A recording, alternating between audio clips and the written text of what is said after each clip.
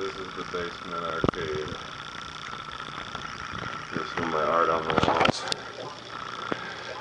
Got the Tempest and Warlords cardboard things, and then the Tron competition poster that this old game did, and then a original Dig Dug promotional poster, and then this is a Pac-Man poster that was given out at the 1982 World's Fair in Knoxville. You can see that there. And probably a blacklight poster. I don't really have a blacklight over here though. So, and then got the Space Paranoids poster in honor of Tron, and then a Journey poster about the Journey arcade game, and then in honor of Dave's film, The Video Craze, got his poster on there and made a donation for. And then Miller's Place is the name of this arcade. That's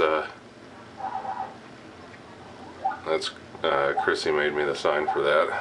It's Miller's Arcade. And then in honor of Keith Apicary and the Awesome Show Talking Classics, got his poster here. And then here's the game room.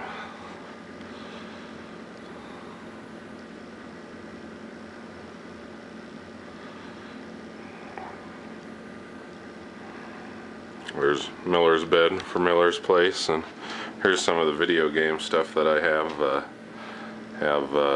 Super Pac-Man playing cards that I got with my Super Pac-Man, and some books and a couple of Pac-Man plushes, and then some books like Secrets of the Video Game Stars, Beating 16 Video Games, How to Master the Games, Player's Strategy Guide to Atari VCS Games, Video Master's Guide to Centipede, and of course Mastering Pac-Man. And then got some lunch boxes there, and then Pac-Man telephone still works well. You can just dial from there, and got the 7-Eleven Slurpee cups. Were distributed in 1982 and 1983. Working on collecting those, but they don't really come up very often. And then here's my video game magazine. I've got the first run of the Joystick magazine from September of '82. Got all but one issue through '83, and then here's Electronic Games magazine. I've got every issue but the first issue and the last few issues, and then I've just got some other stuff in there, Atari Age and early Nintendo Power and a couple other things. And now on to the games. Here's my awesome Grateful Dead poster.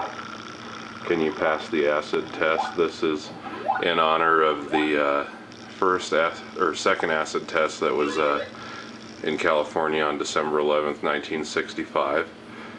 Pretty wild thing. And here's some more of my stuff, and onto the game. So we've got Robotron here, and definitely one of my favorites. Got the high score on that, at least until somebody else comes over and beats it. Wizard of War, which is not turned on right now.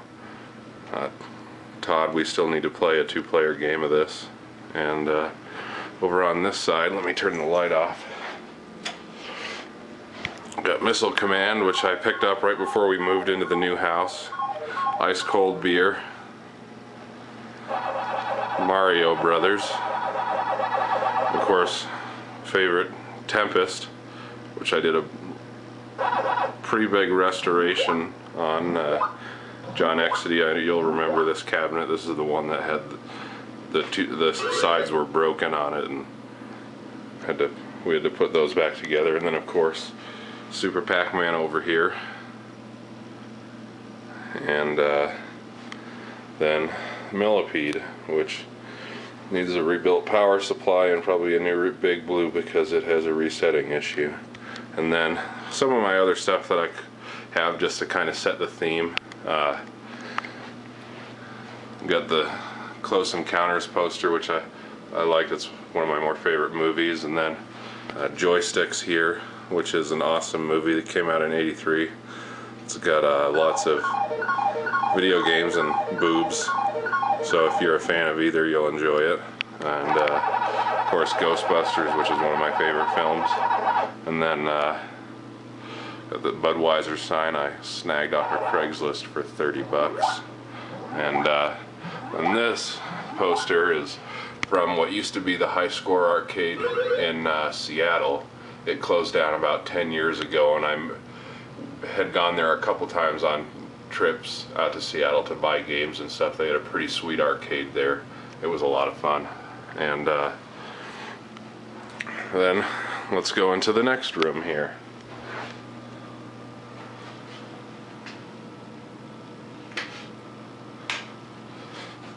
And then this room is kind of still in the process of being unpacked. This is where I'm putting my action figures and stuff that I have. Got some vintage Star Wars stuff there, a couple of scenes I did, and then real Ghostbusters from the 80s. Don't know if anybody remembers those. Transformers, of course. Got plenty of Transformers, and then some Ninja Turtles, which kicked ass too. And then this is the video game section of the room. Got my NES and my Atari Heavy Sixer. Heavy Sixer, if you see, because it's got the thick side on it. It weighs a crap load because it's got a bunch of RF shielding in here, and then it's the original Atari 2600 that came out in 76 or 77 is made in Sunnyvale, California, before they went to Taiwan and that kind of thing for making them. And a tube TV, so I can still use my my light gun here and play games like Wild Gunman and Hogan's Alley and Duck Hunt and stuff. And then over here, got my pinball machine that we got right after moving in. Totally awesome game. Black Knight. Had a ton of fun with that. This room's gonna hopefully get some more pinball machines into it, and probably get one that Chrissy likes next, and hopefully she'll play some more pinball. Black Knight's an awesome game. It's looks really cool. It's a lot of fun to play. It's got the upper play field up here, and then of course MagnaSave, and a couple bulbs that need to be replaced. And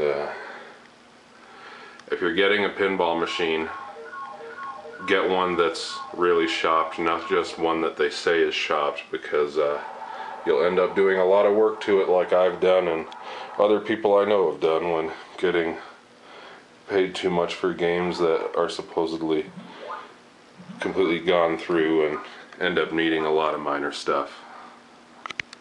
And yeah, so that's the game room.